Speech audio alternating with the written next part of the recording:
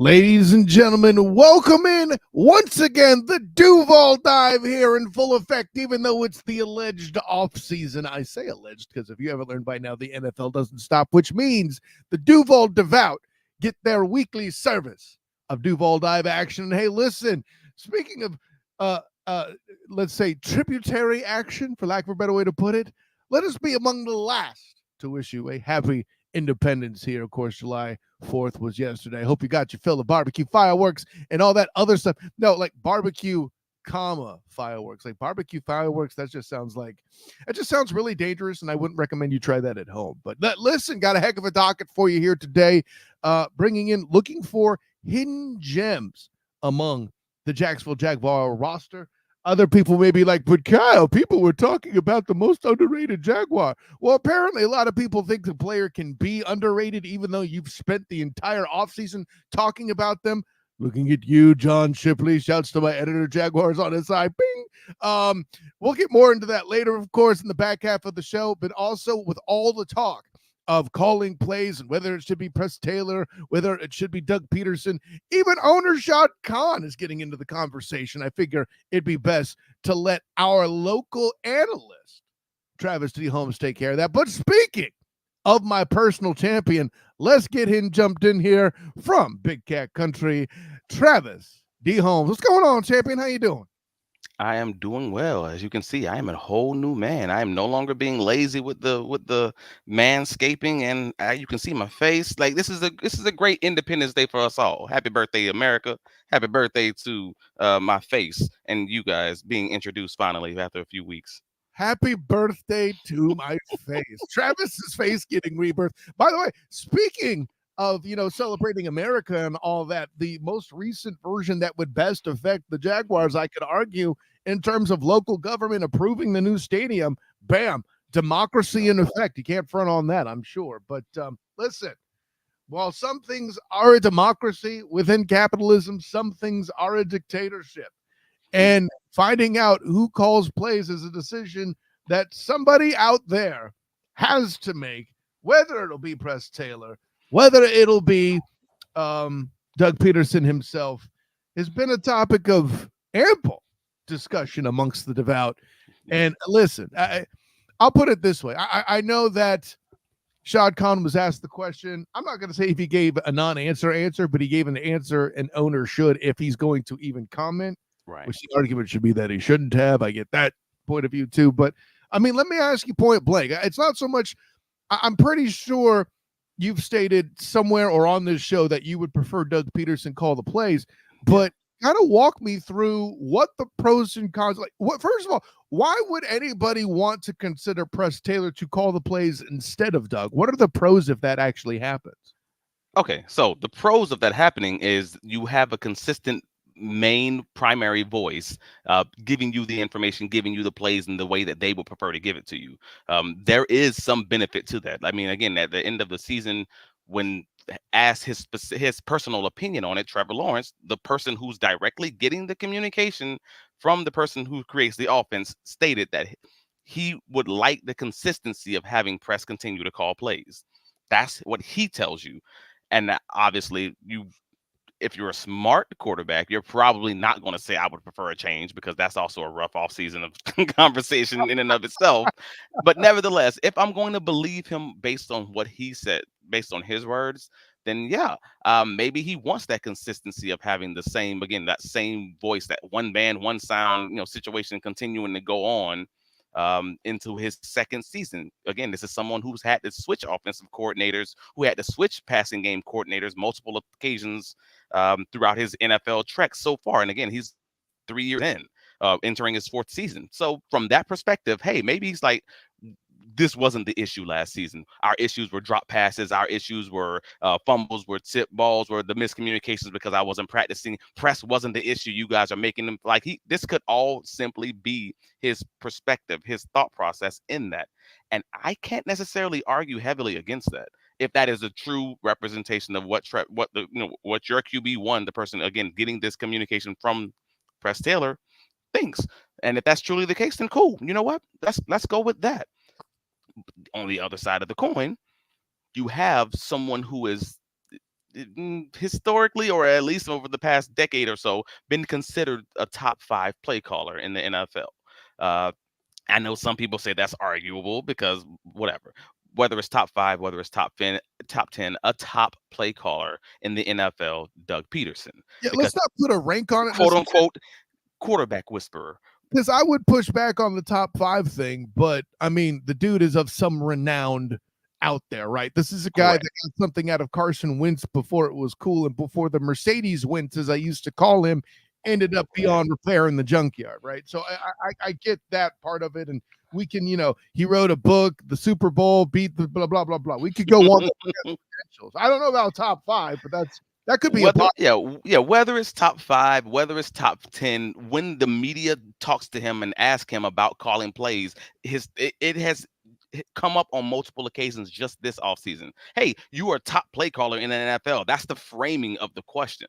right. So again, that's why I'm not trying to push back heavily on that. Wherever he lands in that conversation, that's not even the point of all of this. The point is he seems to be a top play caller, or be widely considered across the league as a top play caller in the NFL, Mhm. and he's not calling plays.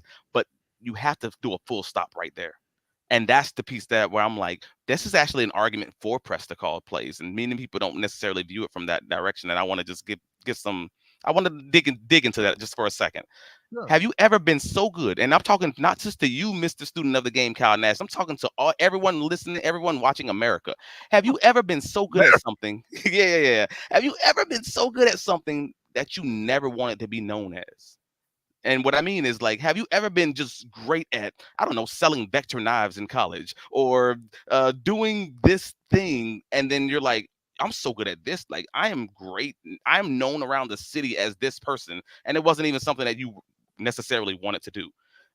Many people don't know my history. For a 2-year time frame back in 2010, I led the nation in sales for mortgage loans and auto loans in Wells Fargo. Like, I was great at doing this, and I hated it. I never wanted to be that thing that I became known as, and I ended up leaving the company on top. Like, it's so when I say this, I'm like, well, is there an argument to be made that maybe Doug Peterson doesn't want to be known as this great play caller and simply wants to be known as a great head coach, and he wants to build his own tree with Press Taylor? Like, he's kind of shown us these actions. Like, I would like Press Taylor to be the play caller in Philadelphia. I would like Press Taylor to be the play caller in Jacksonville, because I want my own tree. I don't want to just be known as the guy who can call plays and I can do it when I'm doing it. I want to be the guy who's able to be older and age in this game and just lead an NFL team. And if that's how Doug possibly feels, do you want this guy happen to have this conflict of image, and I want to have to compare my legacy to whether or not I want to win this year? Like, that could be what it comes down to, if you know what I mean. I mean, if he was in a position where he was wanting to apply to be a college coach after the NFL, Hmm. I could see that, but that's a very unique thing. I'm not saying it's bad. I'm not saying it's ridiculous. I just, if he is that guy, there's not a lot of people out there that fit that acumen. That being said, the public at large out there knowing that, I would wonder, like, just as an example, if Bill Walsh was that kind of dude that, Hmm. handled the business and was known for being this offensive great, but eventually down the line, how much weight you have to carry day to day. Sharing some of that labor, if you can find the right balance, is the kind of thing that extends out one's career and a team's success, because there's better happiness and well-being. I mean, the argument, you mentioned a former Eagles coach as we talk of Doug Peterson. What about what Andy Reid has done with both Eric Bieniemy and Matt Nagy, right? And share those offensive duties, so to speak, but he's somebody who's known as a great coach in and of itself. I know that's not a perfect Right, analogy. because Andy's still been calling these plays for the Right. most part. And even when you find out that he didn't call the plays, it kind of becomes an argument of, no, actually, he kind of was calling the plays. And it becomes the whole Press Taylor Doug situation again. His hand is on the joystick, but somebody's holding the controller. I feel like is kind of the best way to describe what's going on in Kansas City there. And it's not a perfect analogy there. That's the best No, I got you. on the fly, but something for reducing the heavy, ridiculous workload of an NFL coach, a football coach making any sort of real money at a high level. I should say, like, we mere mortals cannot appreciate the kind of time and devotion that Mhm. they put in. And uh, that, for example, let's get back to Urban Meyer and why he failed. Listen, if I took an axe to my coaxial cable, that would be less disconnected than Urban Meyer was, right? You know, Man, so Herbs was trying to throw out the whole playbook in week 4 after a loss to he took what was it, the Houston. Like Herbs was ready just to flip everything just because they lose a few games. So like that was a wild boy. That was just a wild boy, man. So he's a great example. hey, that guy 99 on the Rams, he's pretty good. You never heard of Aaron Donald? I can guarantee you, Andy Reid and Coach Peterson know who Aaron Donald is. Just saying. Yeah, that's what I got. Just so overall, my general point is if you have someone who feels that they've created the system that is going to work best to make a simpler offense for the quarterback, and you have a quarterback who potentially could feel that no, this wasn't the problem. The problem was me getting injured and not practicing, and so we're just not on the same page. It caused these 5 to 8 turnovers, and we dropped all these balls. But that's on the field stuff. That's not offensive coordinator issues, Right. and we had an issue running the ball. Like all these other things that's not Press Taylor specific issues. I can understand the argument that they know we should stick with Press Taylor. It's consistent, it's good, and it's fine because we're still running Doug's system and we're good on that. And also, Doug doesn't have to call plays because Doug would prefer to be giving his, overall shape to the team, giving his overall message to the team and handling from that perspective. I don't think that's a bad argument, but I can also understand if your life's on the line, if your legacy potentially is on the line, you might want to take the reins of it. But if you do that, you could also argue that if Doug takes the reins of this team and Doug calls plays and comes out saying in week 1 of the season, hey, I'm calling plays this season, and it doesn't go bad. I'm sorry, and it doesn't go well. Does I go back. apologize. Yeah, and it does go bad. Those same conversations and all that vitriol and ire that is going towards Press Taylor right now is then redirected to Doug Peterson. And now you're messing with his legacy of even being a top 5 to top 10 play caller. And that is a different conversation. Very. I mean, that could affect a lot of things for Coach Peterson down the line. Also, let's reiterate for those that may not remember. We as media casters on Pro Sports Fans, we here on the dive last season. I know I'm always harsh on people who criticize play calling by just saying, "Oh, that was terrible play calling." You need to deliver me details, and it was suspicious how we never got details in particular on what exactly was wrong with the structure of a play in and of itself. So yeah, we've been on this train of being like, yo, it's execution Right. for a while, right? Right.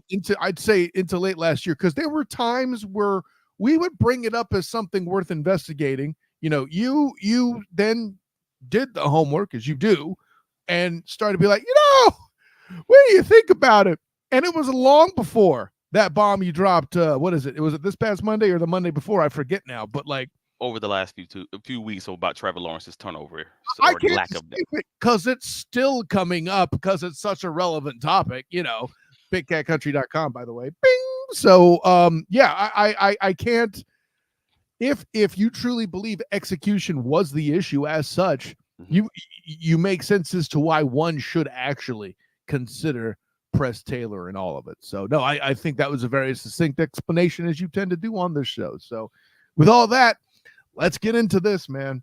Yes, The Lord. conversation started to be had about who the most underrated Jaguar is. Now, Travis is a good Christian man, and apparently I'm a giant a-hole, so I'll go ahead and say it. Everyone out there that's trying to tell me that Parker Washington is underrated, stop it! I can't stop hearing about this damn guy, and I like him a lot. He's fun to watch in camp. Let me go get some game film. Oh, wait. Okay, what are we doing? Great receiver on an excellent core that isn't seeing the field because they got a great core. I'm looking forward to the day they parlay him into some assets, or somebody gets hurt and he steps up and breaks out in a very special fashion. All right. There was a receiver who I gave the nickname the secret weapon some time ago in the previous edition of the Student of the Game podcast. Bing! And it fit very nicely with his name. He returned kicks for punts for good yardage. He was used in trickeration for short plays and runs. He could beat people down the field. And the Dolphins traded him. You know what happened? He went from being the secret weapon to being just the weapon. Wes the Weapon Welker, as I used to call him. Travis knew where I was going already. So Yeah. could it become Parker the player Washington one day? I don't know. But in the meantime, he's still a secret weapon, but thusly not underrated. And I know, before we even start the segment, I know Travis D. Holmes is there thinking, well, my offensive line buddy, totally going to bring up Walker Little. I'm not. Oh. That party started. The music is still booming through the damn club. I'm still Walker Little. He's still dancing the dance. How could he be underrated at this point? Okay. So I just want to get that out the way because I heard your intimations when we were texting. Well, I know who you're going to pick, Nash. Yeah. Put Anton Harrison in the thumbnail just to play with people. It's not Anton Harrison. We know who Anton is now. He done showed us. God bless that man. Yes, Lord. Food takes and all. Right? So when we're talking underrated, I can't have been talking about him. The only starter on offense I could currently make the best argument for is Evan Ingram. We ain't been talking about this Humpy Bumpy. It's not happened. That's fair. Okay? Way ahead of Walker Little. I know that. He's not my choice. But that's a guy who could probably get the and actually I saw just as we were airing this show, I've sent it to you on Twitter. Shouts again. See, I talk trash on the road, but shouts to my guy John Shipley. Dropped an article on Jaguars on SI bing about Evan Ingram being voted the most underrated Jaguar in 2024. I buy it. Yeah. We've been saying for the past 3 weeks, at least on the show, why is no one talking about Evan Ingram? And then we move past not talking about Evan Ingram. So anyway. I know why people aren't talking about him, though. It's because of how the team used him last year. They used him more as a check down machine because the running game stunk. And now he gets over 100 catches, but those catches weren't as impactful because they weren't being able to use him more down the field in that longer intermediate range or even down the seams. Yeah, if they're able to use it better this year, then he may get 90 catches or 80 catches, but they may be more impactful and for more yards. And I'm here for that, man. They should use him better this year. Now, you know what the key to all that is? Bam! Mega. Make into great again. Let's go. I hope you saw that on the YouTube channel if you watched. Anyway, now that I went on my ramble of who I'm not going to pick and spoiled a lot of people's dreams of who yours included, apparently, about who you think I'm going to pick, Travis Holmes, who are your guys that you think are the hidden gems of the Jacksonville Jaguar roster? All right, so let me start with my honorable mentions because I think these are a little bit easier to get into before we start getting into the meat and potatoes of who I chose and why. Devin Duvernay. I'm personally a big fan of how this kickoff rule is being implemented, but more importantly, how impactful these plays might be. So, I mean, this is more like a running play. It's more like maybe more like a running play or mixed in with the punt return. And if you like Jamal, if you like someone like Jamal Agnew, getting way more punt return opportunities, like they're without the fair catches, I'm here for that. If you can tell me Devin Duvernay is going to get, I don't know, 5 to 10 kickoff returns in maybe a 3 or 4 game time frame, then I have a feeling that he's going to have 40-yard averages and possibly a few touchdowns. And then if you've seen the LXFL how that was, I'm like, no, this might be more impactful than people realize, and they might get to the point where they're kicking the ball out of the end zone for that. So I felt like he at least deserved an honorable mention there. As someone who covered the XFL last year, covering the Orlando Guardians for the 3-point conversion, bing. Mm-hmm. I'll say this, and I'm not a member of the Duval Devout, such as you are, Travis, but the fact that Jamal Agnew isn't in the building to run this style of kickoff, man, I'm a little annoyed. I would like to have seen how that would have gone. And hey, maybe I will at another team. Anyways, go ahead, Travis. No, you're not wrong. I mean, it's actually curious that he hadn't been signed by someone specifically just surrounding this rule, but it could be a money conversation. It could be the fact that right. It happened late in the preseason or training camp. They're going to need a guy. It'll happen during camp. Right. And that's really what it's going to come down to. But it's just weird to me. Again, maybe he wants a bigger role on the offense. Like, I don't know what it may be at this time. But my other honorable mention, I'm going with Cooper Hodges, just because we already had the rumors into last season where he's a rookie coming in. he could potentially challenge, for that right guard spot. Maybe if Brandon Scherf gets injured, and Brandon Scherf he's been gimpy the last few seasons. Correct. That's a great guy to have there, and he may not be to the level of Brandon Scherf, but he may not. He doesn't have to be. He just has to be average, above average range, and now already that is a hit. So like I feel like he at least deserved that mention. If I were to pick a lineman, it would be him. That's a great call by you. If you were to pick a lineman, it would be him. Ooh, I Yes. like this then. Because then my last honorable mention, before I get to I say no, it's not my last one. All right, so let me just knock these two out. Antonio Johnson. We already love Antonio Johnson. Everybody knows it, so I can't really get into that. But the man had over a 70. What was it? A 73.8 PFF grade last year, and from between weeks 10 and week 18, man in the slot for Trey Herndon. You mean he's a guy deep in the roster that actually saw the field and That part is wasn't just Parkering himself on the bench, right? correct. I mean, I'm just saying this really the day after we're celebrating Washington. See, I'm dad joking the hell out of this. But more importantly, he's not getting the mention more so from most people because they just don't know what to do with that defense. Like right now with Ryan Nielsen and Chris Jennings, The safety room's getting crowded too. Jenkins. Right. And who's going to be in the slot? Where is he going to be? Is he going to be at safety? Kind of just all of that. So because of that, he's not getting the notoriety that he probably deserves just based on the limited sample size we've seen in those 8 weeks. And finally, of course, Devon Hamilton, man. Like, what are we doing? Like, that is the guy who was entering the season before his preseason spinal abscess. Hamilton, he just had put up a 75 PFF grade, 74.9, and that placed him 18th out of 64 interior D linemen. He was a really solid D lineman option, and we just forgot about him because he got, I can't even call it injured. It was a medical issue, man. But if he's anything close to what he was pre his medical issue next to Arik Armstead, what are we doing? That's an explosive season. And we are absolutely talking about him. Also, with the departure of Foley Fatukasi, he's only would get an opportunity for more exposure. I think that's why it's a great pick. I got nervous about his medical situation. Only reason why I didn't, I had it because I had him in mind, Travis. Because the texter said there's 2 of these I really like.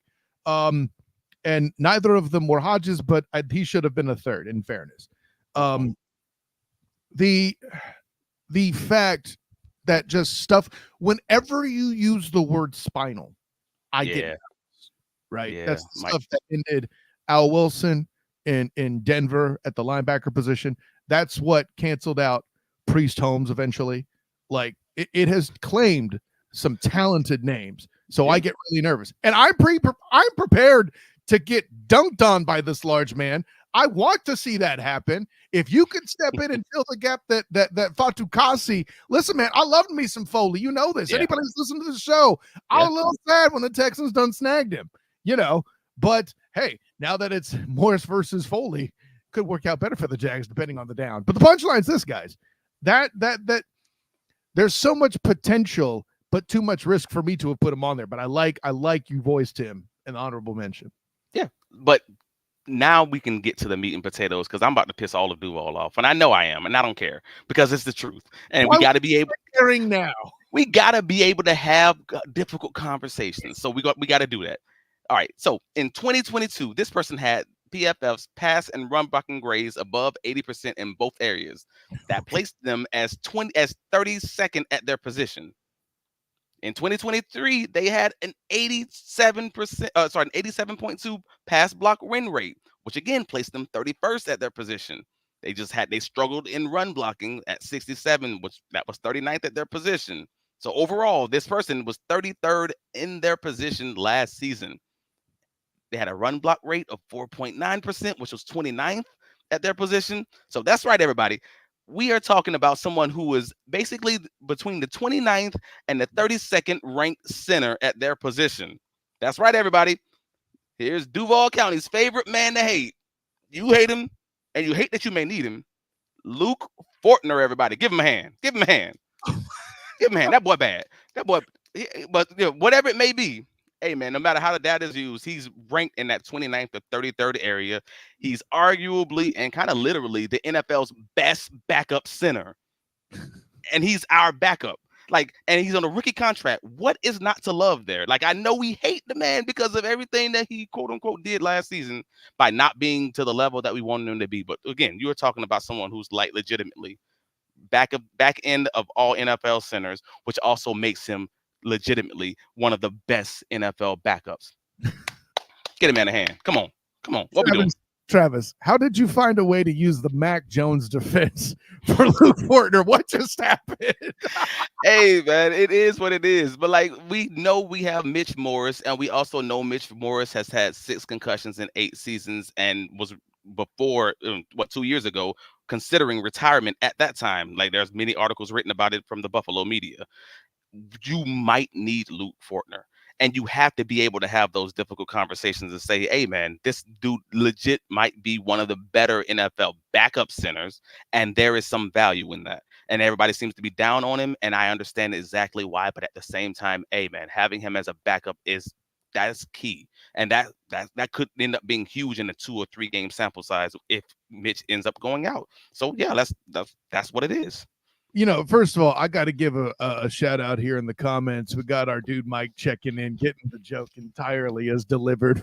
Ranked 33rd of 32 starters. Woo! That means he's ranked first in all the backups. Let's go. I knew that was going to be your response. That's why I showed the comment. But hey, I also had to throw some flowers at my fellow mega campaign zealot, make NCAA great again. Right. Here's the thing. What makes that argument land and why you actually just made the best case for one of your underrated guys. Mm-hmm. If Hodgins is in and is making an impact at guard and can actually help Fortner when he's going to get in trouble, that's what makes that actually work. Hodges is the key to that, not Fortner.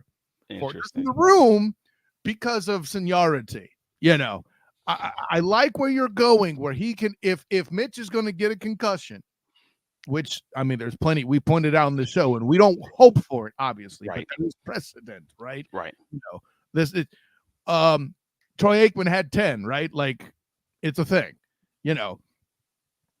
If he has to miss time, the support of the guards will help the center through, and they'll be using more double teams to neutralize guys that are big in the middle. If he's going to miss the game against the Browns, let's say, Mitch Morris, that ability to do that would be huge. And see, Mike comes in, he's still digging you though. What is it? How many teams truly carry backup centers? 100% agree with the underrated take in this context. Yeah, most backup centers typically are guards that they they're swing. 100% correct. But I'll say this: what makes that work would be Hodges as the hidden gem more than Fortner, in my opinion. But your defense, if not fun to listen, was intelligently made. The basic split between me and Hodges, between going Hodges and Fortner, was only the fact that Fortner simply had, like you said, seniority. Simply, he had more tape, so I can convincingly say this is probably who he is over the 2-year time frame. He is 29th to 33rd over 2 years. This is likely who he is. Whereas Hodges, I still have to see more tape on him because, again, he got injured so early in the season last year, and we just haven't seen it in live when the bullets start flying. That's all. See, I'll put it this way. If we were staying strict to the 30-minute window, I'd cut the show here. But since we have a little freedom at the moment, you make all these points about seniority and helping things and former starters and former impact players stepping up as others. Why aren't we talking about Ronald Darby as an underrated player? Oh, he absolutely is underrated. But the problem is he has so much tape and so much original conversation when he was signed, and they didn't draft a specific outside corner early, that the thought process is kind of that he's going to play that role, but then there's the equal opportunity that they might put Jari outside. So I don't know. It felt like he had a lot of conversation originally. So he could be on that list, and I would probably even put him in an honorable mention category. But he's played so dang well and has so much good film and so much advanced data out there that I don't know if that would put him as underrated. Like, he plays so dang well at that for Baltimore. How, with all those accolades he has, I've only heard who I've heard him talk about most, other than just this past week on Jaguars on SI for the first time in amongst the Duval devout, Mhm. On the Barking Browns pod, they brought him up. And if Mhm. Browns fans are scared of him from his time on the Ravens, why aren't the Jags more excited about this? I think the Jags like the new shiny stuff. Well, Everybody like the new shiny. Like, see, and new shiny is Jarian. yeah, it's Jarian, it's BTJ. Yeah, Mhm. there's a lot of new shiny out there. I will grant you, it's getting excited about. You know what else is new and shiny? Getting extensions and grown Jaguars that are getting second contracts. That's Bro, shiny in bro. Duval. Everybody love new shiny so much that we talking more about Parker Washington than we talked about Christian Kirk so far. Come on, let's Oh! talk about it. Let's talk about it. You've probably seen more articles, you've seen more highlights, you've seen more all of this about Parker Washington because he is newer than the older jalopy Christian Kirk, who's going to consistently give you that 1,100 yards and 8 touchdowns or whatever it is. No. Give me Mr. Consistency, sir. Give me the thing that I know, the known product, before you give me the Bitcoin. Like, no. That is that's where I'm at, man. I'm here for consistency and a known product. So yeah, to your point, Ronald Darby. To my point, Christian Kirk. Yeah, same thing. So before we go out, I gotta give Mike his credit because he I normally would cut the show here, but he actually asked some good questions I want to Okay. address. First, he asked me, would I cut Fortner if Hodges showed you in preseason he could play center? That's the tough question. Well, okay. So and listen, Mike, great question. Why do Huh. you think I'm taking the time to address it? That's two different scenarios, in my opinion. What I described for what will work on the field is different than roster management, right? The scenario Travis posed was for 2 or 3 games. I think Hodges at guard makes that work for 2 or 3 games.